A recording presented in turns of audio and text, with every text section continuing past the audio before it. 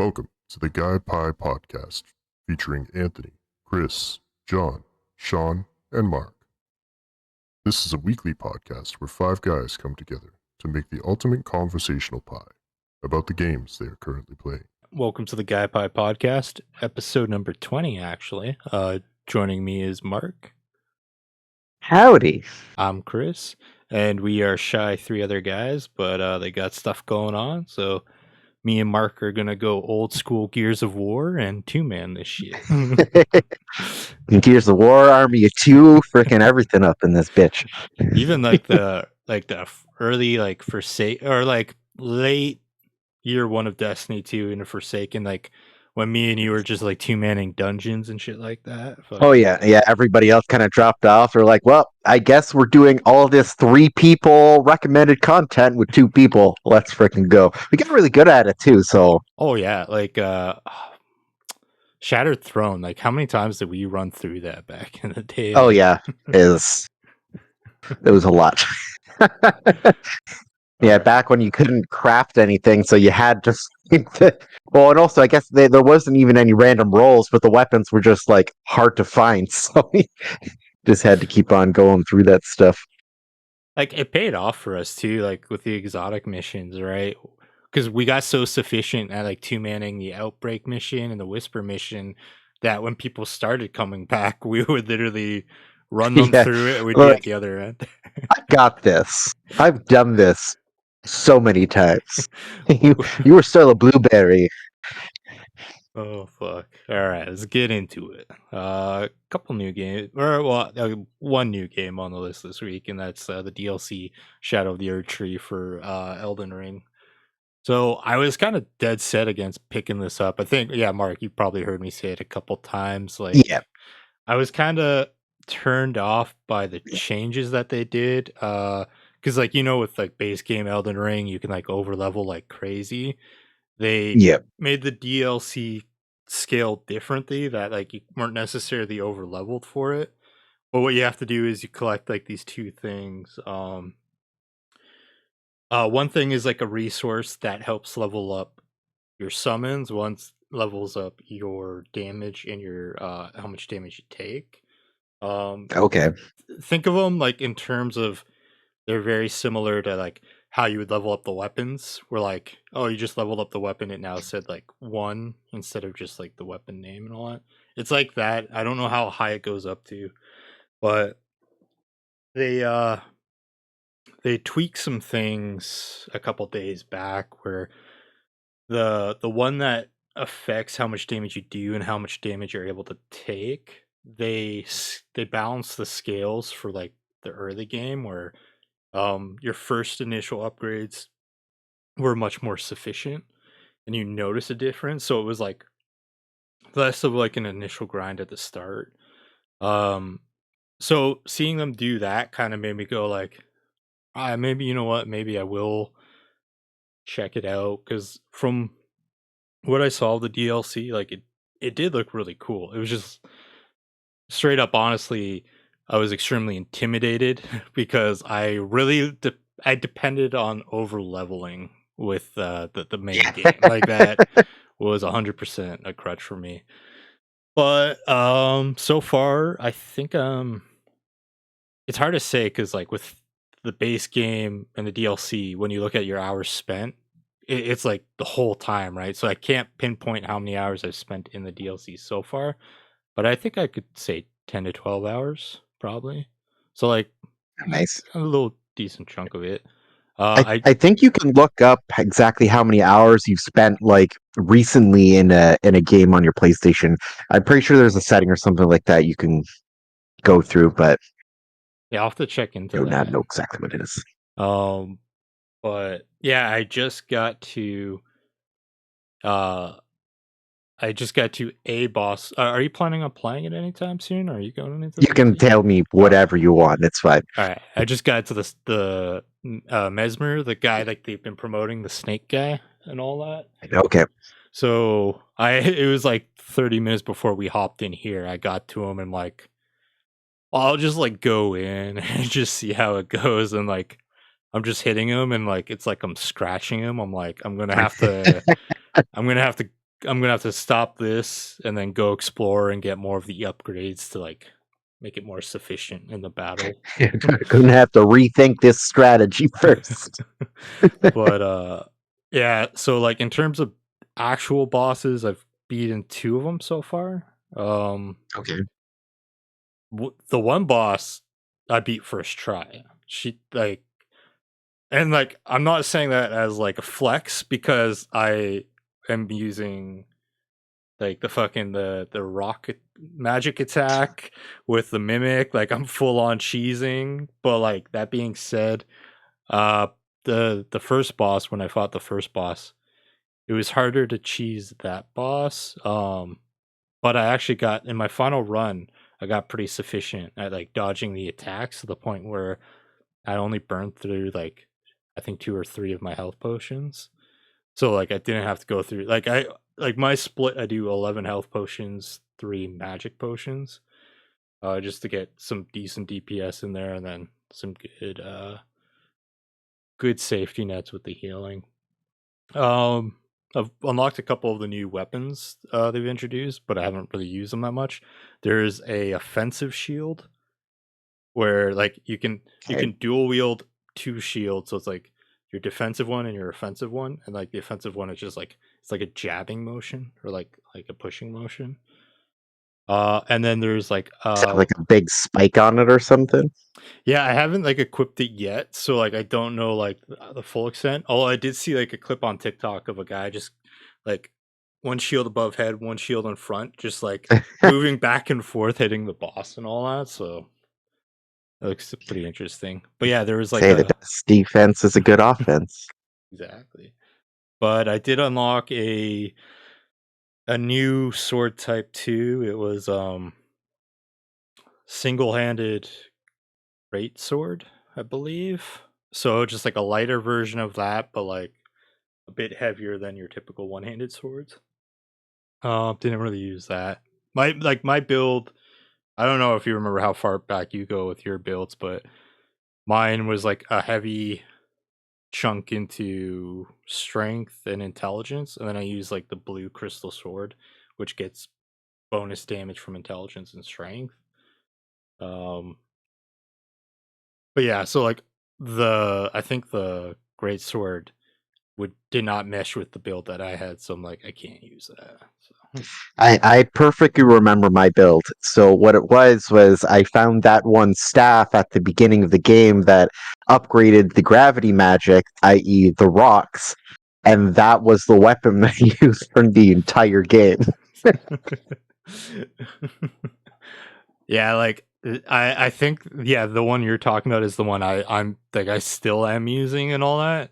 And yeah, it's like I have my magic and physical resistance shield on me, and then in my like right hand I'll flip flop between that staff for like the magic DPS, and then my sword for like if I'm out of magic or if I want to kind of get up close and personal.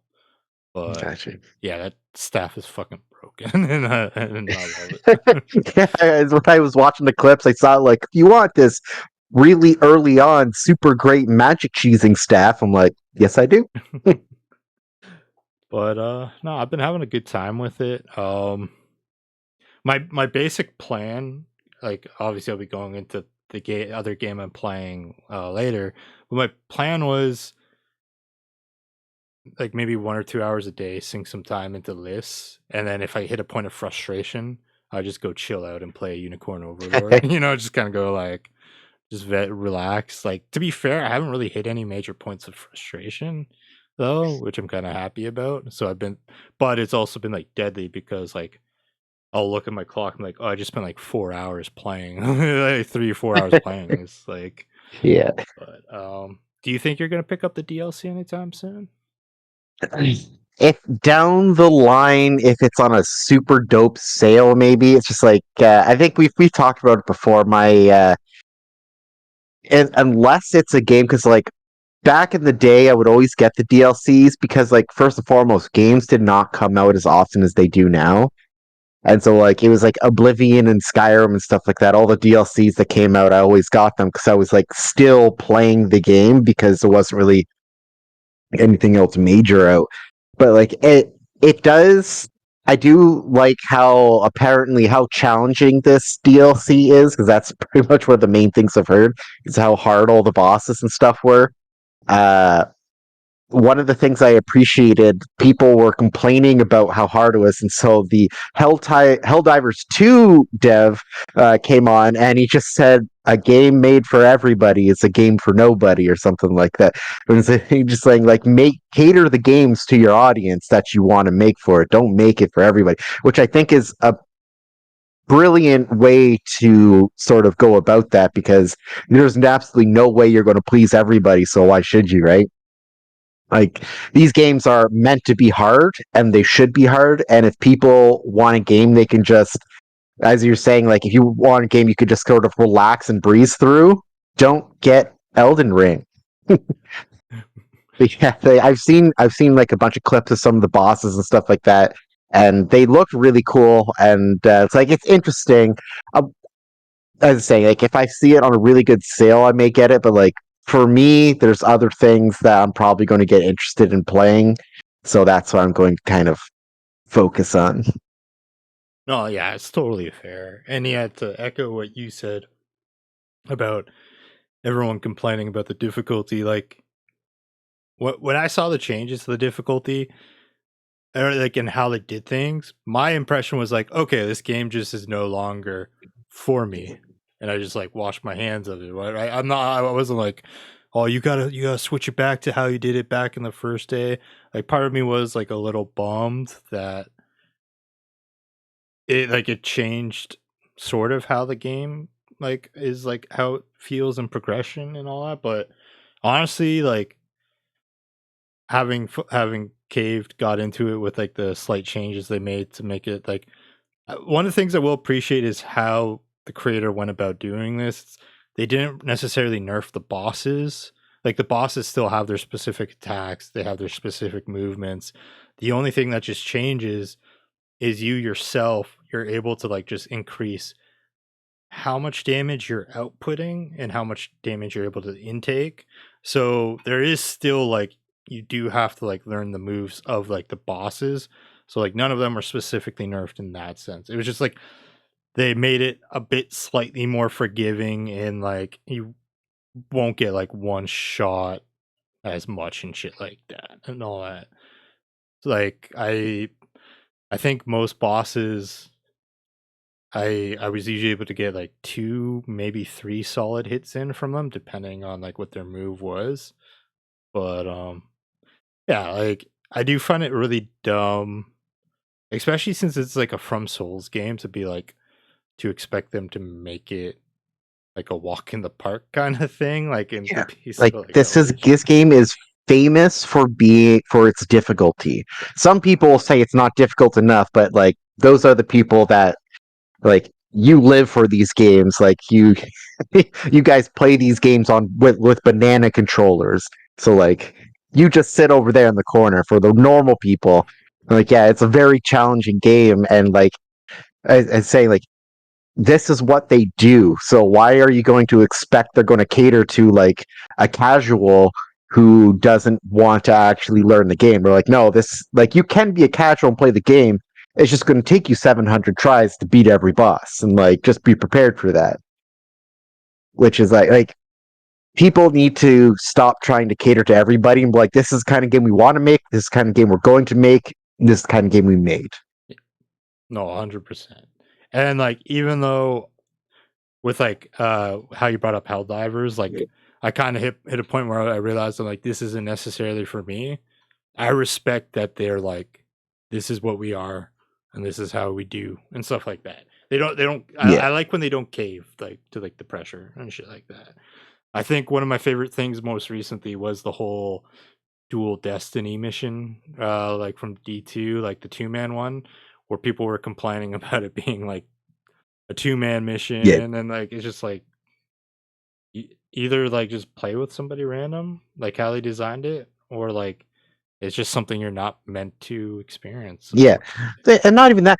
They put, it's not like you have to go on a different site. You have to go on it. They put a finder in the actual game. Like they're like, oh, people are using these outside finders and like going through all these processes to add people. They put one in the game so you don't have to do that. And people are like, oh, how am I supposed to find somebody? It's like, use the fucking friend finder. It's right there. You just gotta scroll up, click on it, and then you pick the activities you want to do. That's too much I don't work, know. Mark. It's this too. Yeah, exactly. Uh, They should just be giving me this exotic for, participation. Like, no, fucking either find one singular friend to play the game with, or as you said, accept you're never going to get this exotic. all right. Any final thoughts on the DLC before we move on? No, it's looks like it's a fun DLC. I'm enjoying the TikToks and like little videos I've been seeing of it, so I'm sure I will see some more of those from the next coming weeks until the next trend comes, and yeah, good to go. I'm excited to see like next time we sit down and record in terms of what progress I've made through it and all that. Like it'll be because like it is like a deadly thing of like I can get really hooked into this, but I can get really hooked into Unicorn Overlord as well. So it's just like I'm playing two very addicting games at the moment. But Yeah, one of them doesn't have frustration involved. yeah. All right. Yeah, so next up, you've been playing some more Monster Hunter Rise. Or well actually this is your Yeah. first time playing it because the podcast you downloaded it, right? Last week? Yeah. I was the one who's never played it before, so this is my first experience with the game. How you like Yeah, no, I've been enjoying it a bunch. It's just like it's like World, except like it's a little bit more user friendly in the way it does things. Other thing too, which Anthony told me, so when we started the game, because there's already been so many events and like extra DLC and add-ons they've just released for free. I there was this one cat in one Palico that's sitting there. It's like the multiplayer one that you go and talk to, and I couldn't figure out why because like whenever they're orange, it means like orange, blue, and stuff like that means they have something to tell you, and I couldn't get his little orange thing to go away. Then I figured out, oh, it's because there's an add-on thing I need to click on. There was like 122 different add-on things that were just released for the game that I was accepting, and I started accepting them one by one until I realized how many there were, and then luckily there was an accept all thing, but they gave everybody a free, it's like rarity 6 or 8 armor set, which trivializes the first little bit of the game because like the monsters cannot hurt you. Like if you die by a monster, like the only time I died was because I got hit with poison and I just completely ignored it. That was the only thing that could actually hurt me. So I ended up dying once simply because I ignored my health and I was poisoned at the same time. But yeah, every other time like a boss would do his big charge attack, hit me, it's just like oh, there's 2% of your health gone. But yeah, it's been a lot of fun. I've been really enjoying. I'm gonna try out some more of the weapons and stuff like that. But yeah, I like going into the maps and stuff like that. It shows you where everything is. You have your Palamute. You can just you mount up onto and you ride around, and it gets you around the map super fast. So like you can explore if you want to. You can go do the missions. Then like the online, there's still a bunch of people playing online for it too. So like in the multiplayer hub, it's not that hard to get people to help you with the multiplayer stuff. And it's kind of nice how they did the multiplayer stuff as well, because like you can fight the exact same monster in single player and multiplayer, but it's two different experiences because they sort of uh they scale up the monster's health and everything for like a multiplayer experience where like up to 4 people can be fighting it versus a single player experience where only one person is fighting it. So like you find like the boss is single player and like it's takes maybe 5 minutes to kill it just by yourself, where like you and one other person finding that same boss on like the same difficulty level will take like 10 minutes and you're chasing it all around the map because its health is just so much bigger. Yeah, it's fun. There was that one time me and Anthony were playing earlier in the week, and this random guy joined, and Anthony didn't notice he was joining. As he was running in to fight us, the monster was doing this big AoE attack, and like as he was running in, his character's yelling all this stuff, goes to do a swing, and then the boss does his thing, and immediately, he gets here, runs in, and then gets blown away by the boss. It was so funny. Yeah, it's a fun experience, and like it's free on the catalog and everything like that. So like, it's a game where like if it was on a decent sale, I definitely would have bought in it. But it has also kindled my interest for the next one coming out. I forget what it's called. You were talking about it. Monster Hunter Wilds. Wilds, there he goes. It has rekindled because like I didn't think I was going to get a Monster Hunter game again. Like it was Worlds was fun, but like or whatever. But Wilds now, because of this game, has definitely piqued my interest in that. So yeah, it's been a lot of fun. I'm enjoying all the different little things they have in there to do. Yeah, it's just a fun experience so far. Nice. Do you think it's something you'll see yourself going for the platinum for? Oh, definitely not. Definitely not. No, it's a fun game, but like especially with a newer one coming out, like the platinum on this one's like photograph every single little animal, photograph every big animal, do all like the platinum on that one, like that's like an actual platinum worthy one. Or like some are just like, oh, you played the game, congratulations, you got 90% of the trophies, do a couple of extra things, there's a platinum. This one's like, we're gonna give you like 10%. If you beat the game, there's 10% of the trophies. Work for the rest. It's a fun game, but yeah, it's like I don't want to go and track down 500 different critters to take a picture of them. I'm good. I'll just murder them all once and never take a picture of them. That's fine with me. That was always like a pet peeve of mine with some trophy games where it's like you go through the whole story experience and then you walk away with like that little of the trophies, because it's like when you look at like 10% of like 100, it's like it feels like you got barely anything done.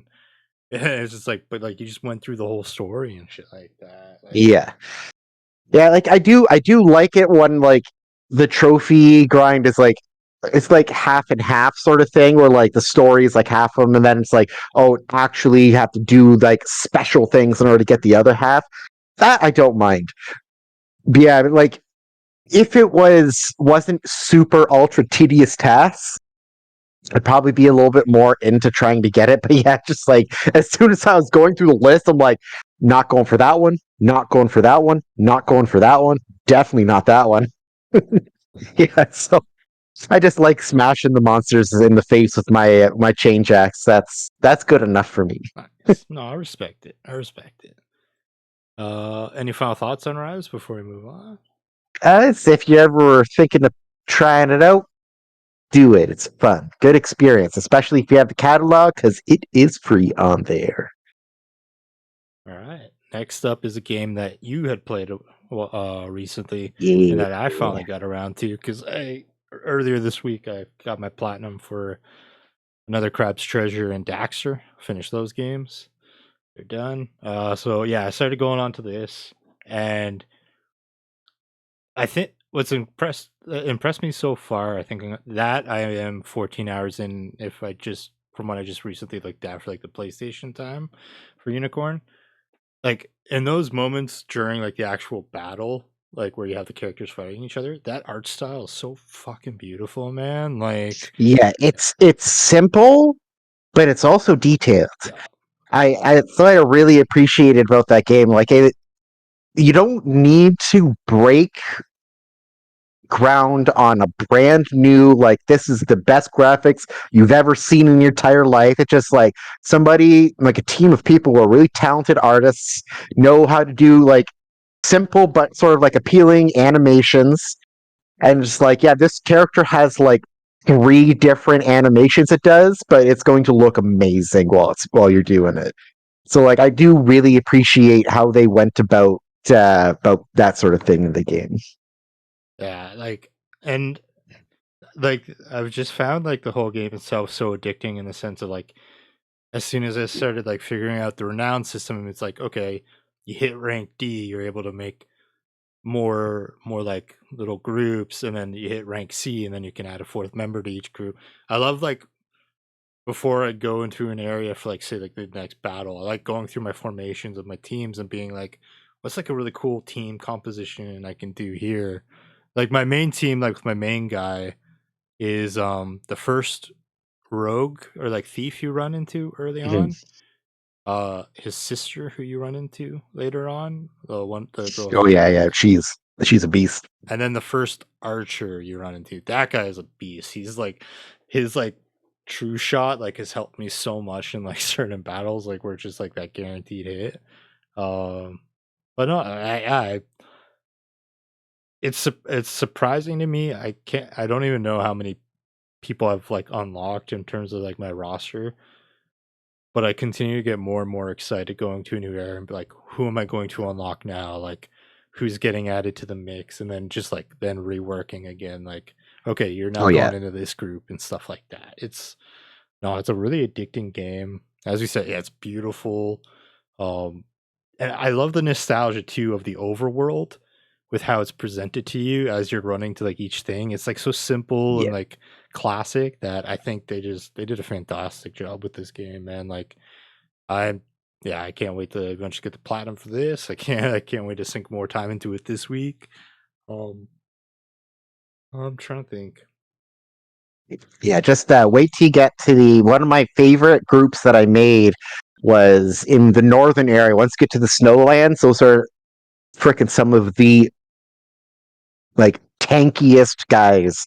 Like they can put out damage like freaking crazy. Once I made a couple of teams of them, and those were like mainstays, like first out in my deployments all the time because they were just hammering at the enemies. Actually, speaking of like just like tanky guys and all that, one thing I do appreciate is the importance of the formation of like the three in the front, the three in the back. I love how they make it so you can manually assign your leader. So like I usually try to have like say a horse rider in each group as the leader. That way you get that maximum speed, right? Like the maximum trail. Because like that is one of the biggest factors in like that game is being able to get from point A to B as quickly as possible. Because Oh yeah. that is like the one thing I find so interesting. He's like, oh, it's not like an old school like tactical RPG where like say people are moving while the battles are happening. It's like, or not so much in like that way, but like it's like where like in the old school RPGs, like you take turns with each character group. But like with this one, everyone's moving at the same time, and it's like if they're not fast enough, like they'll go past you and go to like say like a weaker group that you don't want them to fight. So no, they did a fantastic job with this game, man. I continue to be impressed with it. It's fucking Yeah, beautiful. and again, it's like with just like the art style, like the combat, like it's a very simplistic style of combat, but like if you want to invest in it, it goes so deep because you're saying it's like being able to properly mix and match your troops and like putting like some groups will do really really well if you get a shaman in the back. Some groups like it's not going to benefit them as much, but like when you can find those perfect sort of synergies with them, it's just like they go from being a pretty decent troop to like you adding one more person in the proper place to them being unstoppable. It's like one of the main groups that I had that was viable for pretty much the entire game was one of the first mage guides you find. I put him, him, a witch, a shaman, and then I had two tanks in the front. And then like they were able to freaking decimate things. I just had them always trailing behind my units, and they were always providing the assistant magic damage and everything in the matches. Sometimes it was not beneficial to have them fighting in there because like I don't know if you've noticed yet, sometimes like if you have the assist going, all of a sudden like you'll go from doing like 60% damage and you put the assist on and then you'll be doing less damage, it'll be doing more damage to you. Essentially, like sometimes it will reset sort of like the roll because like all predetermined rolls when you're fighting. So like when you add another assist in there, it kind of resets everything that happens because people's order changes and how they do things. So sometimes it changes up things quite a bit. But yeah, it's like the amount of strategy that you can put into the game was really fun. And yeah, I was saying like you still have.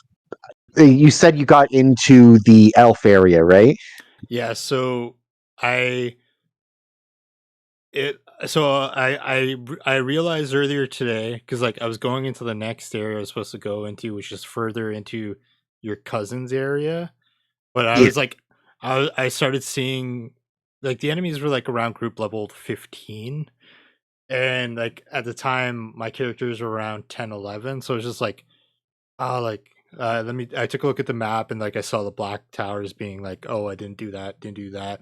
So I just like went back into those areas that I had just for whatever reason didn't go in that direction, and just like decided to do some cleanup to level up a bit. And then the one area was the one we were talking about earlier with the female elf, like half human, half elf that you meet, who I was happy because like I had yet to see a second fucking archer, and I'm like, I love having an archer in my group. Like, give me another one. Yeah. So, but yeah, yeah, I'm excited. Like, yeah, it's so fucking addicting. Like, even I Yeah. like the overworld abilities.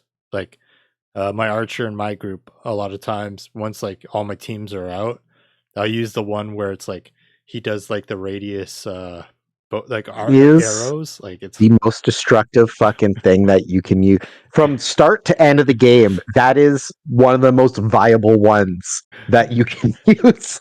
I love getting them close and just having like 8 freaking troops all moving through the same area. It's just like, oh, you guys fucked up.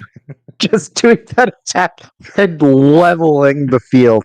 Like, or it's like, oh, everybody was left at like 10% health. And then you just halt a tank person right in the middle of the road and they all just walk right into them. yeah, like I love that, and I love like before I go into like a boss fight, if I have enough, I'll just like unload on the boss, and like you'll see like the boss initially with like his like 4 party members, and then by the time I go on the boss fight, it's just him, and he's like super fucking weak. It's just Yeah. oh yeah, no, they put a lot of like thought into like a lot of the different aspects of this game. Like honestly, like yeah, it's far from simplistic because just yeah, the whole what like the ability system being like, okay, you will prioritize this move like for healing if the health is under like 50%. Being able to make those like tweaks and stuff like that really like Oh yeah. adds so much more to it. Cause like one of the things initially I was kind of like, oh, was like early on in the game when you would go into a battle, it's like, oh, you're not really picking what you're doing. But it's like, yeah, you're picking what you're doing, but you have to go do through the menus before you go into the battle and kind of think things through with these characters and stuff like that. So, yeah. Uh, I definitely like this a lot. Honestly, like if the enjoyment keeps up, is probably I think easily will be like top 5 so far like this year for like Oh, yeah, games. it's up there for sure for me. All right. Any final thoughts on the Overlord? It is an excellent game, and if you gotta wait for a sale to get it, definitely do it. It is worth the time. That's the thing. They've been having a lot of sales on it because I picked mine up for $49, which is Oh yeah, fuck, that's like good. half off. Well worth it. Well worth it. Okay, next up we got Destiny 2. Didn't really do much this week outside of Grandmasters. Like me, you, and Anthony just ran a couple last Yeah. night. Ran some with Mike. Ran some with Chad. And Alex as well. Jose, when was the last time you ran a Grandmaster? Like, how are you feeling with that Grandmaster runs? It's been a while since I ran Grandmaster, but like it's just like riding a bike. Things are just really things just have way more health than normal, and you definitely can't just run into the middle of a group and just yeet a couple of knives and they're all dead. It's like I do enjoy the Grandmasters. It's fun running them with you guys. I didn't get a good roll on that linear, so I mean, whatever. but I'm sure we'll get another chance, enough opportunity to get it in the future. But yeah, it was a lot of fun. I enjoyed it. It's nice playing something where you actually had to think more than just while running through things with like a solar build on and just yeeting knives and having everything explode is a lot of fun. I will never not have fun doing that. But actually having to think about what each step's going to be is also pretty fun too. Well, yeah, having those added elements of like, all right, let's think this through. Especially that final bits where like the overloads and the wyverns come fucking a couple of running in. times where like you guys just poke your head out at the wrong time. I still remember when we were running it, and I'm like, okay, this overload is finishable, so I go to do a finisher. As I click the fucking stick, on my screen flashes, you were the last guardian standing, and I thought to myself, oh fuck, we're about to restart because the boss is coming around the corner, and I can't run away right now. Luckily, I had my dodge. I dodged back in, ran around. Then one of you guys had a turret up that froze the other Overload champion running in, so I could pick you guys up. Then we destroyed them. But yeah, that was that definitely makes you sweat a little bit more. Yeah, Oh fucking. jeez, yeah, that was fun. It's those elements for like the glassway where it's just like you have those layers of everything coming in and the chaos there, but then you have the annoyance of the boss who's just like such an ignorant piece of shit because he's got the rotating shield, which to be fair, like anti-barrier primary is not a problem, but like for doing quick DPS, like with like heavy and stuff like that, it's very much a problem. But Yeah. yeah, no, like I was basically just hiding behind a thing, jumping up, and just keep my trigger hold down. Just yeah, well, I think the craziest thing was this was the first Grandmasters of the season since Prismatic came out, since the new exotics came out, so it was wild. I think I don't know how many Grandmasters I ran this week. So we got 3 clears last night. 2 with my safe bet easily 10 I went through this week. And not a single time I used Well of Radiance. I just used the healing turret build with like the Phoenix dive, and like that thing is very that healing forgivable. turret was freaking clutch. Oh my god, did it save me so many times? Well, like the beauty of it is like when like I throw it, it still counts as that healing grenade. So there'd be times where like I would see you in the distance and I'd see like the health starting to go down, and I'd just like whip it at you. It would burst heal you, and then it would just shoot you again for health. Or like if I saw Anthony getting lit up, I'd just throw that. Or like, no, yeah, it was a fun time running those. I got some decent rolls for the linear, thankfully, because like I said, I ran fucking 10 of those, 2 each. Like, Yeah. I would hope you at least got something. yeah, Out of 10 runs, if you got nothing, that's I write a letter at that point. Anthony got fucked over for the RNG, but I got a.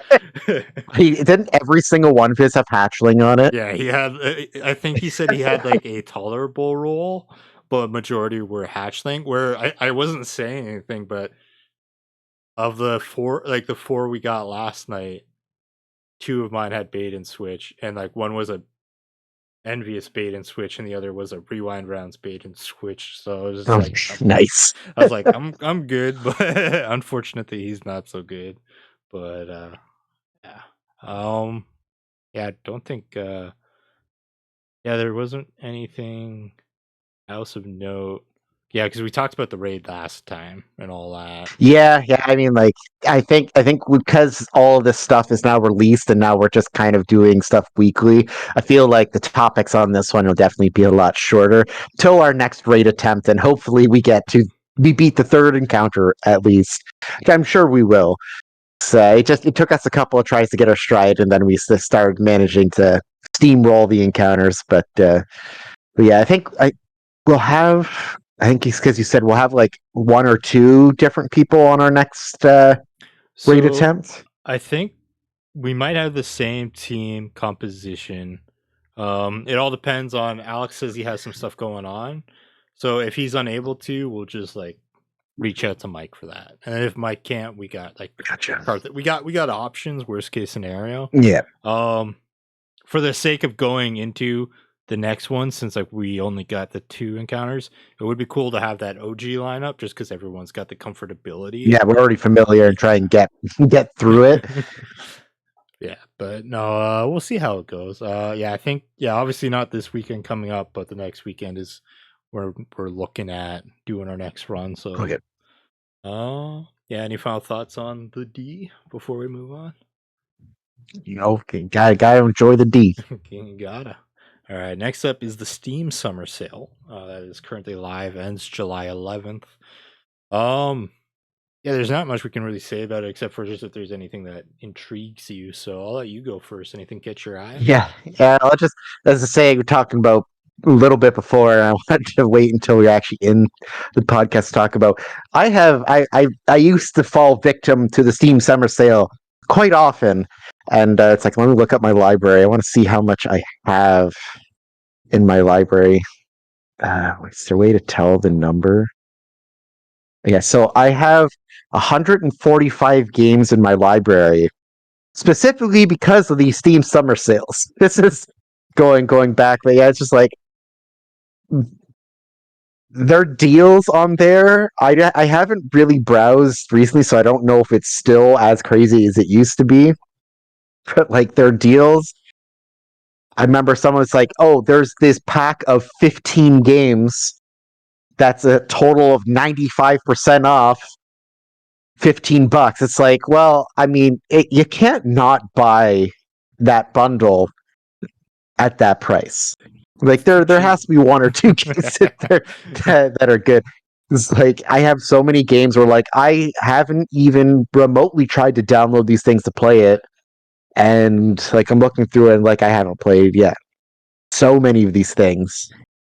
People have talked about them before. It's just I've never actually bothered to play them because I got them on a super cheap Steam sale and then I never had time to play it. But there was one game that was right on the storefront that I might actually pick up. What was it's that zombie game? Can't find it now.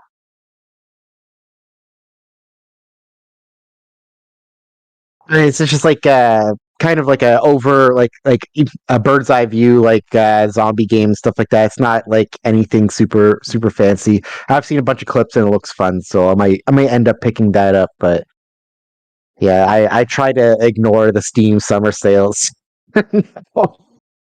Yeah, like Project Zomboid. There we go. Oh, okay. Yeah, I usually now for like Steam because no, like I did the same as you. Like I'm not a PC gamer, but like it'd be like, oh, Skyrim for like $4, maybe like in the past is like, why not? And then but like granted, I do have some uses for these things now. Like obviously when we go on a trip, like whenever I go on a trip, I have my ally, so it could be like, okay, what do I want to download from Steam? But then Yeah. the one thing I experienced with Blue Mountain and I experienced when I went to Toronto months back is like I I get like this like kind of like mental stress of like what if I pick something wrong and I don't even want to play it? And then like I'll like 3 days leading up to like the trip, I'll be like, okay, no, I'm gonna delete that and download this, and then I'll be like, no, I'm gonna Just read it constantly going through the game. Like, well, what if I don't enjoy it as much? I think this one will be better. Because it's like I only have so much storage space. It's just like fuck. I don't want to be like limited to a box. But yeah, the ones I was eyeing, like I was telling you about it, Pizza Tower, which is supposed to be like uh greatly inspired by like the Wario Land games, which I always had fun with. The art style looked really cool. There are games I've continuously looked at Steam sales for them to get super cheap, but they never do. The Baldur's Gate Dark Alliance 1 and 2. I always hope to see them for a good price, but they're always like $30 each still, even on sale. Um, Disney Dreamlight Valley, I had a fun time with that on PlayStation. I wouldn't mind having it like handheld.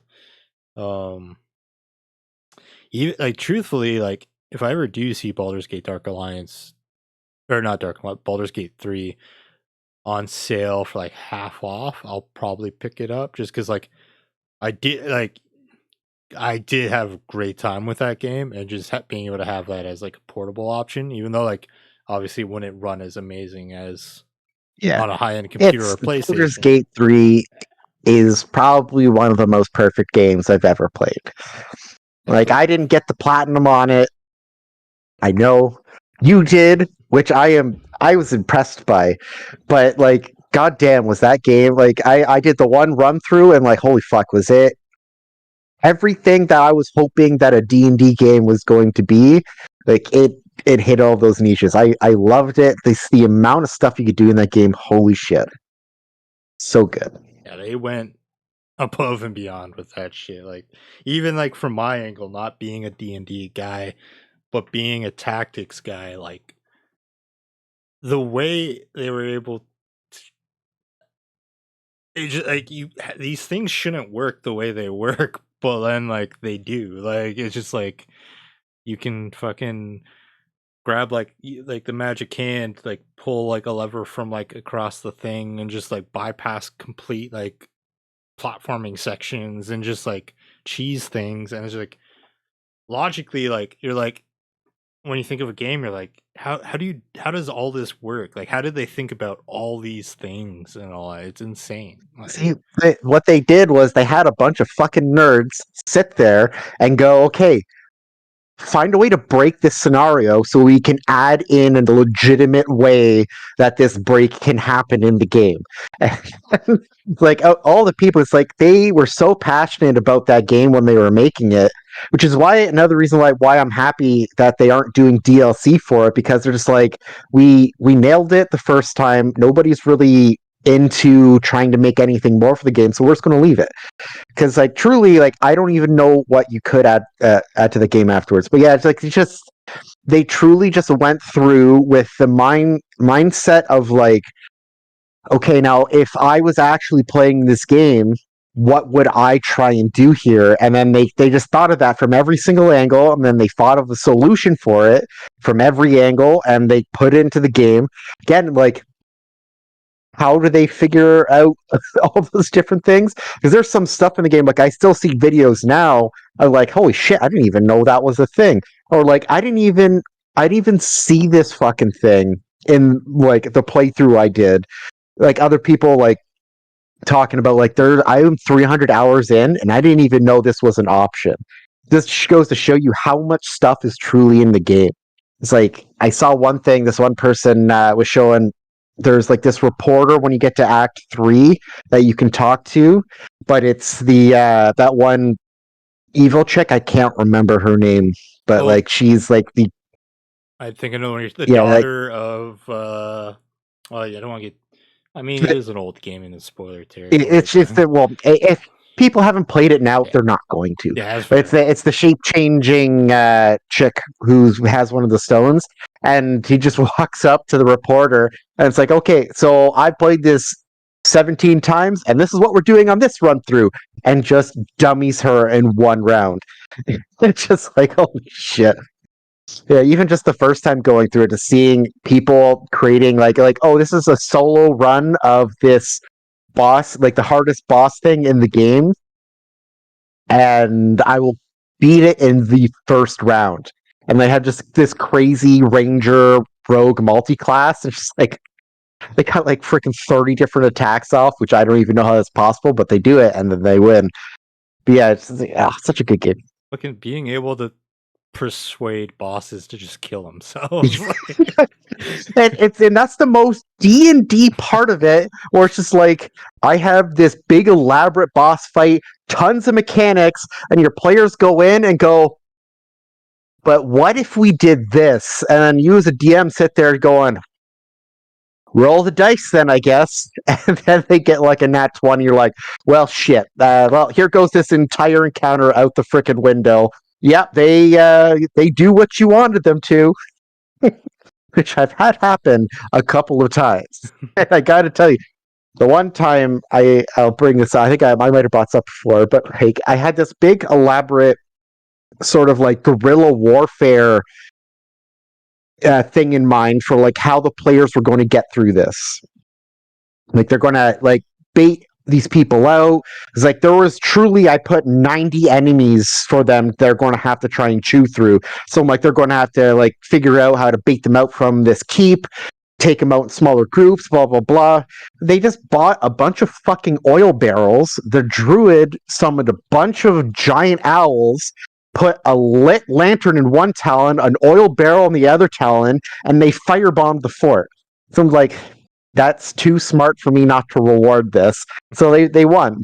They beat the entire encounter because somebody's just like, what if we napalmed them? Just like, shit, well, what if you did napalm them? That gets rid of what I thought was going to be hours upon hours of fighting, and you guys took them out in 2 seconds. Those are the things I just truly appreciate about it, is just the chaos of it all, and just like a DM like you, where it's just like you embrace like, I think that's the biggest thing. You have to embrace the absurdity and let it play it. Like, if obviously you got to roll for it, but if it plays out, it plays out, kind of thing, right? You can't play D&D if you like perfect structure, because there is a scenario where that perfect structure will happen. But if you are planning for that to happen, there's a 100% guarantee it will not. I can tell you right now, the amount of times I've thought like, oh, they're going to go left here, and then they start talking about going right, I'm like, oh, I don't know what's right. I only know what's to the left. All right. We definitely got a little sidetracked there. I know it. Yeah. Yeah, hey, you brought up something D&D related. Fair, I have ADHD. It's my hyperfocus. I can't help it. No, that's fair. That's what Baldur's Gate does to us, man. You know, It's so good. So good. Any final thoughts on, not even the Steam Summer Sale. Any final thoughts on Baldur's Gate 3? If you haven't played Baldur's Gate 3, what are you even doing? Get it, play it, love it. Start playing D&D because it's amazing. I'm really curious to see what Larian comes out with next, like with their follow-up game. I'm super big fan of them now. I didn't even know this game existed until you guys were talking about Baldur's Gate 3. I'm like, what the hell is Baldur's Gate 3? I found it was a D&D game. I'm like, oh, I'm curious, and now it's just like, yeah, it's one of the best games ever made for sure. Oh yeah, and that's not even like up for debate. Like, it got countless fucking awards, like high praise, critical acclaim. Like, yeah. Oh, every award that they won, they deserve. All right. Moving on to next topic. So the Concord beta dates have been announced. So if you remember, Mark, this is that like Overwatch style game coming out, PlayStation exclusive. Oh, okay.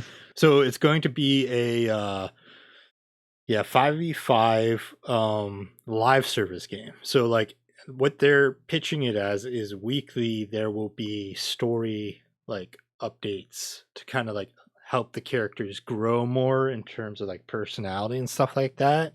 It looked very interesting what they showed in like the showcase. There's actually like one character who has like fire abilities that like the gameplay actually kind of reminded me of like playing as like a warlock in Destiny with like solar. But anyway, Okay. the early access is July 12th to 14th. Obviously, early access is if you have pre-ordered the game. The game itself is $49.99. If you do pre-order the game, on top of getting early access for you, you get early access for 4 friends, so they can try the beta as well. But they have a open beta July 18th to the 21st, so like you don't have to own the game; everyone can play it at that point. Which I think at that weekend I'm going to give the game a go. One of the cool things that they're doing that I find not a lot of people do for their betas is they're giving access to all 16 characters. So, like, they're not holding anyone back. You get access to everybody, which is pretty fucking sweet. There will be 3 modes and 4 maps with the early access. When the open beta comes out, it'll be 5 maps and 4 modes. So for modes, you got Trophy Hunt, a respawn-based mode where you fight to take down members of the rival crew and collect their bounty cards to earn points for your team. The first team to reach the target score before time runs out wins the match. Cargo Run, a no respawn mode where teams compete to retrieve the Blue Buddy robotic package delivery system, plant it at one of the zones, and defend it from the rival crew to win. Excuse me. Clashpoint. A round-based, no respawn game mode where teams compete to control a single capture zone at a central location on the map. And then the fourth one that gets added in the open beta is area control, a respawn mode where teams compete to control multiple capture and control zones around the map. Control 2 or more zones to increase your team's score and reach the point threshold to win. So like that one obviously like control from D2, you know, like in other like domination from Call of Duty. Nothing like overly complicated. What are your thoughts on this? Do you think you'll give the beta a go? 100%. I've always enjoyed those games, like especially like because like whenever we all play it, like they're always a lot of fun. Just crazy shenanigans we had. I looked just like a couple little clips and stuff like that. It seems interesting. I definitely would like to give it a try. So when that open beta happens, I will definitely play it with you.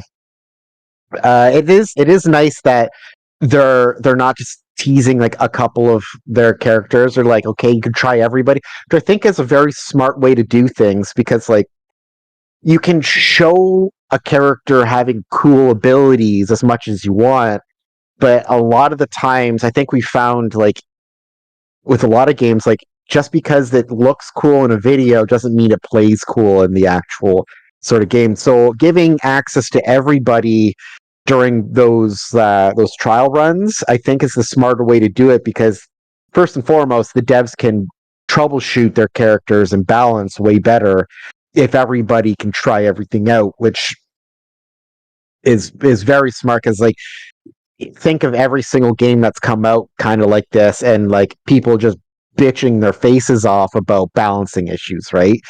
Like you're never going to get it perfectly right, but at least you can get like a better start on it. So I think that's a very smart thing to do. It's definitely going to help sell the game a lot better, because like what if a person's playstyle character is locked behind that wall? But yeah, like the modes sound interesting. The gameplay looks like it's going to be fun. I definitely am interested to give it a try. Yeah, looking forward to seeing what becomes of this. I think the weekly story thing will also kind of help keep that game going, because like I mean, for people who get even slightly invested into it, FOMO is really going to kick in. They're like, I have to jump in here every week so I don't miss out on this story aspect. Yeah, like I really like that approach because one of the things that bummed me out about Overwatch was I liked those animated shorts they did for the characters, you know, that really gave you a feel for who they were. But like they kind of just stopped it at like that, right? Like it's just like one. I like this idea of these characters being able to grow and you kind of get more attached to them. I'm kind of iffy on where the humor's at. They had a when they showed like the gameplay footage, they had basically kind of like a big cutscene that just introduced you to like three or four of like the main characters. They're definitely going for like a Guardians of the Galaxy vibe in terms of like that style of humor, which I like. I love Guardians of the Galaxy, but it's just like I have to wait and see how it really executes in the main game, It, right? it definitely it definitely is something that's not easy to pull off.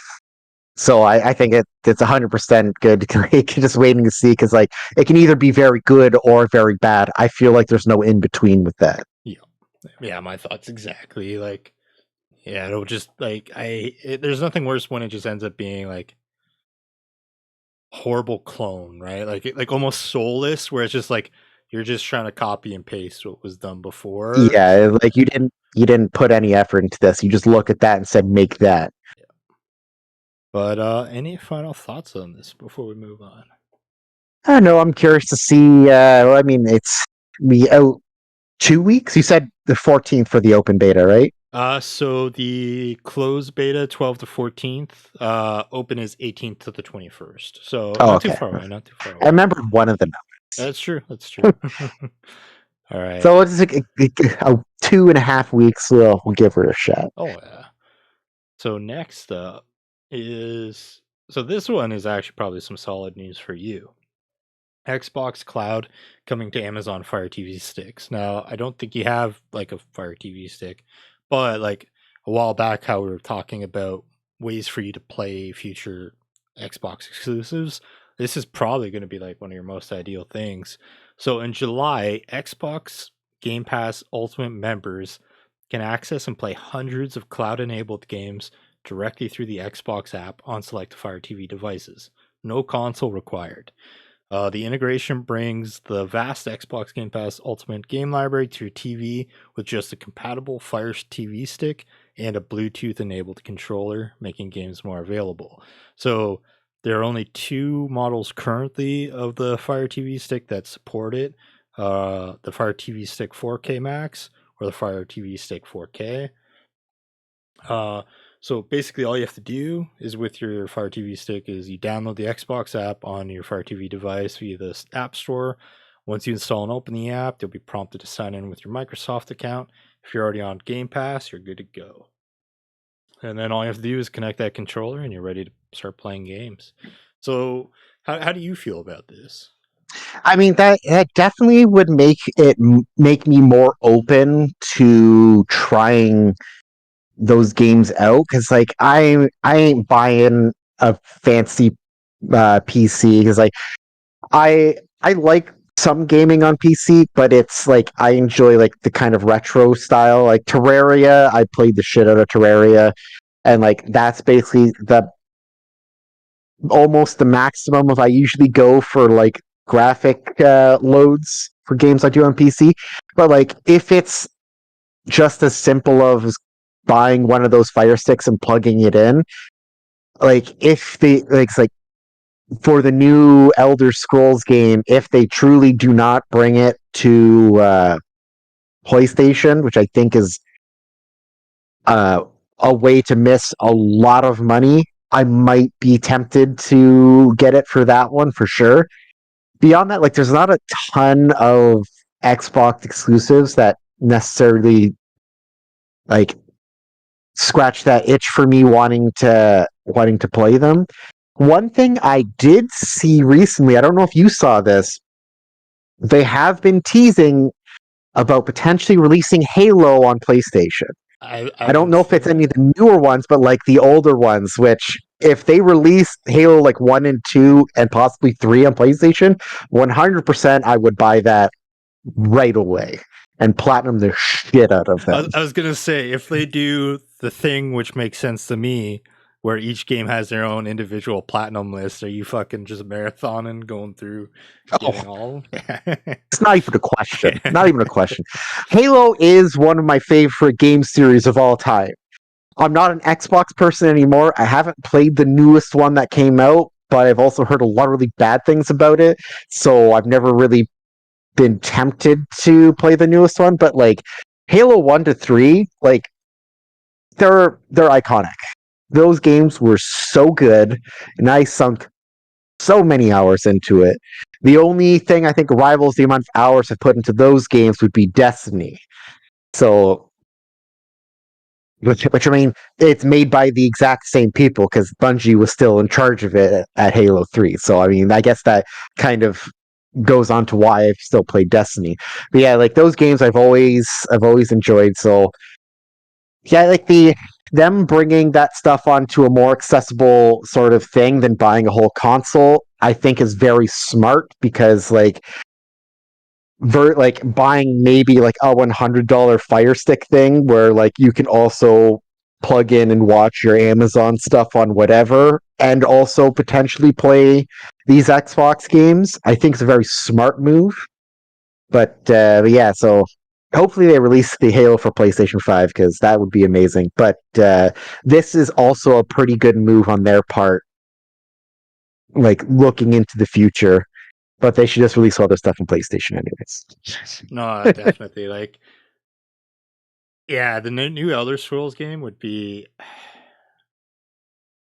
like you said, they're just giving up money, like not putting it on PlayStation and all that. Well, like one thing they should do, because like that is a very drawing title for a lot of people, because like I mean people still play and buy Skyrim all the time. As you just said, like you bought Skyrim, it was on a massive sale, but you bought it again. And, like people still play that game. The smartest thing I think they could do is like they could keep it an exclusive, but like an early access exclusive sort of deal. So like it's on Xbox for like the first year of its life, and then they release it onto the other thing, or like 6 months or so, and then they release it onto the other consoles because like people are going to want to play it, right? They're going to want to play it. They're going to want to get into that story, but then eventually, once sort of like it's kind of reached its not necessarily life cycle per se, but like once it's kind of done, that full revolution around the sun, give it to everybody else, and then you get that massive wave of money again from all the people who are holding out to get it. Because like it for a single player game like that, like it just seems like such a wasted opportunity on their part to keep it for Xbox alone. That's the thing. To go from like the previous game selling so much across generations, Yeah, freaking different consoles. 2011 that Like, thing came out. and we probably I still won't see remember this till like waiting 2020. outside of EB Games for that with you, and then playing it for so long. My buddy that I went to school with texted me, "Hey, where are you?" And I looked at my clock and said, "Holy shit, I'm supposed to be in class right now." I played it for like 12 hours. I First night I got it. I remember the first 2 weeks I had like over 200 hours logged into. I Yeah, couldn't it's stop, man. crazy game. Fucking but yeah, yeah. I think the smart thing would be in terms of Halo if they did the Master Chief Collection first, because like obviously like you have people who went from Xbox to PlayStation, but like you also have a lot of just PlayStation people who've like been that way the whole time that haven't experienced like the origins of everything. So like because like I feel like it would either be the Master Chief Collection or Halo Infinite, where I feel like Infinite I would like say maybe like 5 to 6 months after the Master Chief Collection, release that one out for like people to play. Because with Infinite, it is more of a games as service like Destiny. So like obviously, it would benefit from as big as a population as you can get, and I think Oh, 100%. yeah, and I think that hype would be even bigger for it, having just like getting like kind of like a warm welcome from like the OGs and all that. So but that will be the crazy day, like just to play Halo on place. That would be. I do hope it happens. I definitely hope it happens. Oh yeah, I'm all in if they release that.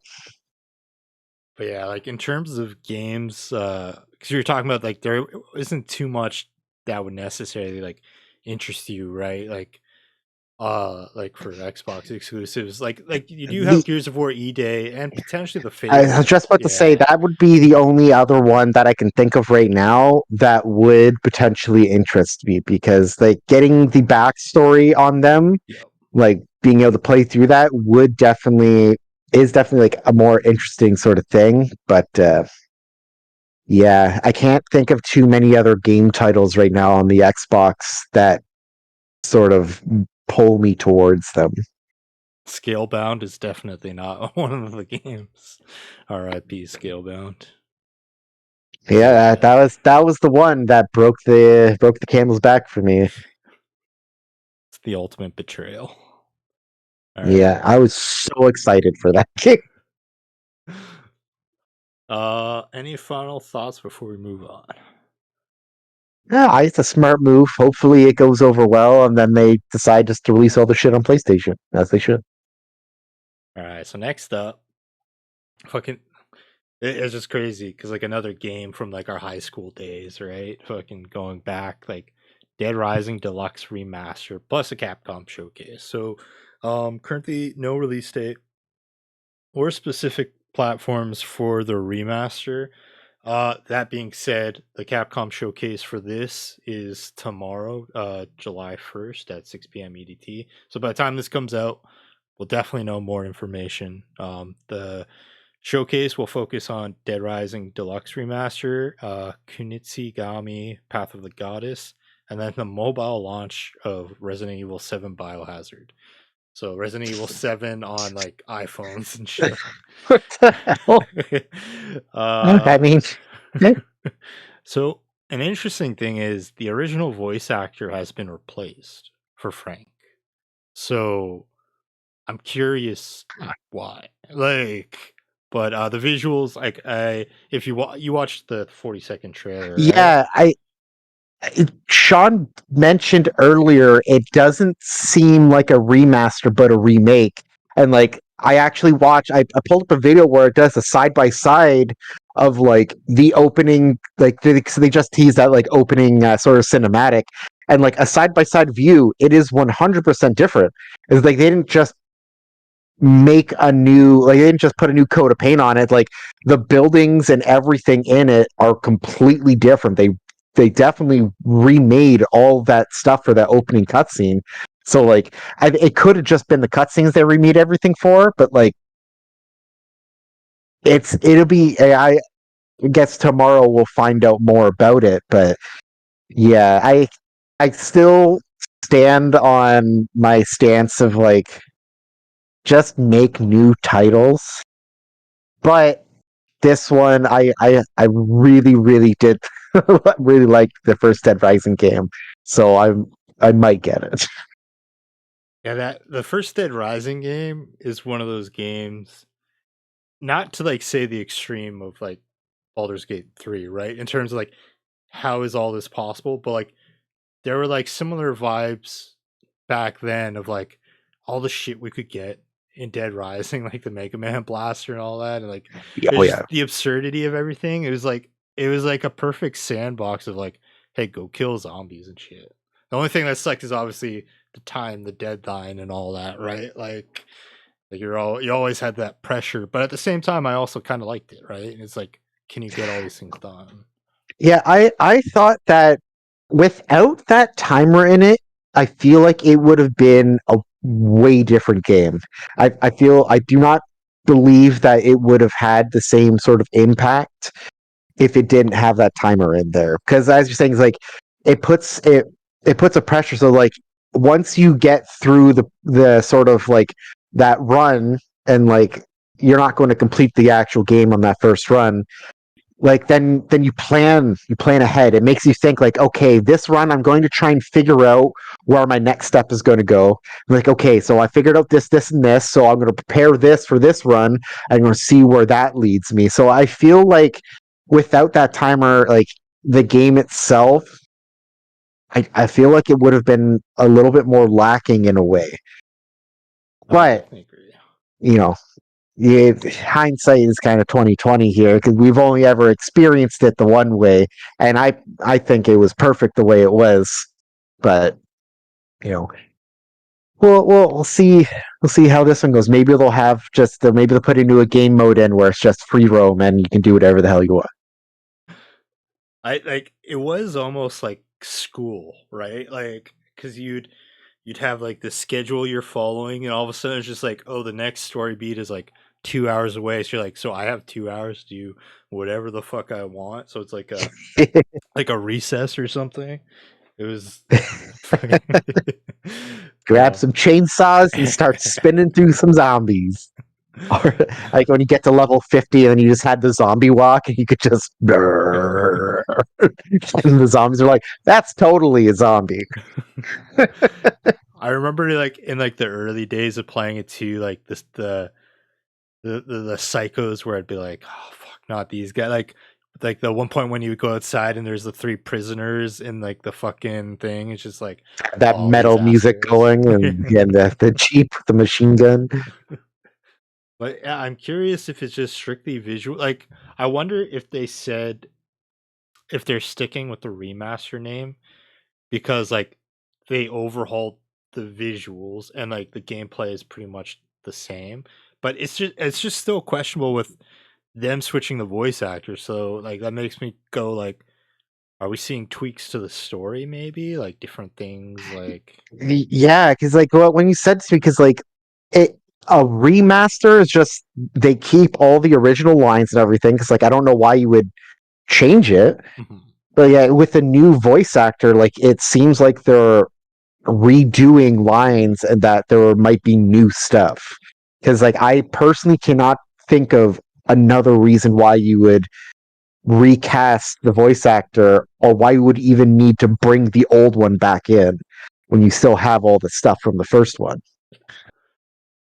Can you hear the fireworks? No. You can hear some slight popping. Okay. I saw like my mic thing going off there. I'm like, everyone has to do fireworks like every day apparently. But I totally forgot that it's going into July 1st. yeah, no, because another example is that Metal Gear Solid Delta 3 Snake Eater, where that's like a full on remake. But if I remember correctly, they're still using the original Snake lines. So it's just like if a remake is using the same lines, but this remaster is like, all right, recasted. I think something's It's weird. different. Yeah, that's weird. All right. Any final thoughts on this before we move on? I'm interested to see what route they go with it. I say we'll know more tomorrow. Hopefully they don't mess it up. Yeah, we'll see. We'll see where it takes us. All right. So final question: what are we looking forward to playing in July? So the quick list of things I saw: we got the Final Fantasy 14 Dawn Trail DLC. Obviously, that's going to be more Anthony and John. First Descendant, which is supposed to be free to play, so that kind of has my attention. You know, the cost of free is always pretty easy to Has to grab. freeze the best. Zenless Zone Zero, I know that's a game Anthony was looking at. Angerfoot, which I believe is a game where you shoot and also kick people. Um, Simple.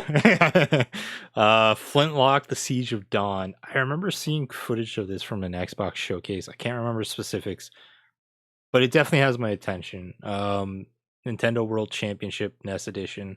I think if anyone from our group, that would be Sean's kind of thing. I would think so. Yeah. EA Sports College Football 25. Absolutely none of us have any interest in that.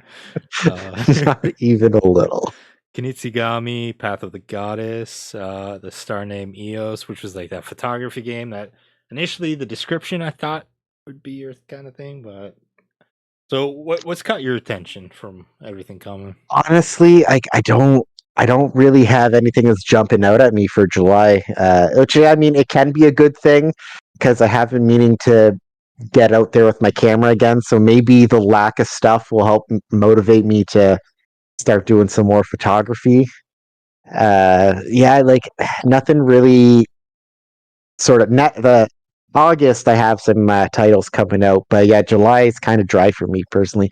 That one game you mentioned that's free, I will definitely try that one with you.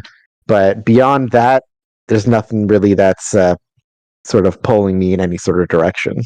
Yeah, that is the only thing for sure that's grabbing me. Which, like as you said, I'm cool with because that gives me a month to kind of like catch up on other games and like finish Erdtree, finish Unicorn Overlord, and then just play other stuff. So Yep. nothing wrong with And that. there is also other games that I haven't. It's like I'm looking right now. I still have to try and platinum Stellar Blade. I still haven't finished Dave the Diver yet. Finished Dredge. I can delete that. And I haven't finished Yuden Chronicle 100 Heroes yet either. Shit, somebody's slacking. Yeah. Okay. Well, like to be fair, like Sometimes the ADHD pulls me in directions that even I'm not prepared for. to be fair, I was going crazy because I was on such a long like break of like not getting any platinums done. I'm trying to remember what my last platinum was like prior to the two I got this week.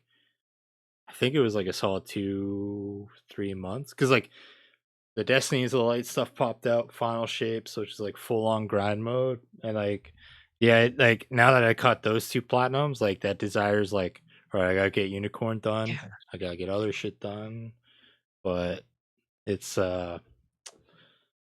fucking It's addicting when that happens. Yeah. Yeah, my last platinum was Unicorn Overlord. How long ago did I get that? Yeah, May. I got it. So it's been a little while since my last platinum. So, Rise of the Ronin was my last platinum, which April. So yeah, it had been a minute. All right, that has been another successful episode of the Guy Pie Podcast. I think we crushed it. 2-man. Yeah, I think we did okay. Well, we don't need those other guys. You know what? They're fired. They're off. They're done. All right. All right. This has been the Guy Pie Podcast. I'm Chris. That's Mark. Bye. And that's a wipe.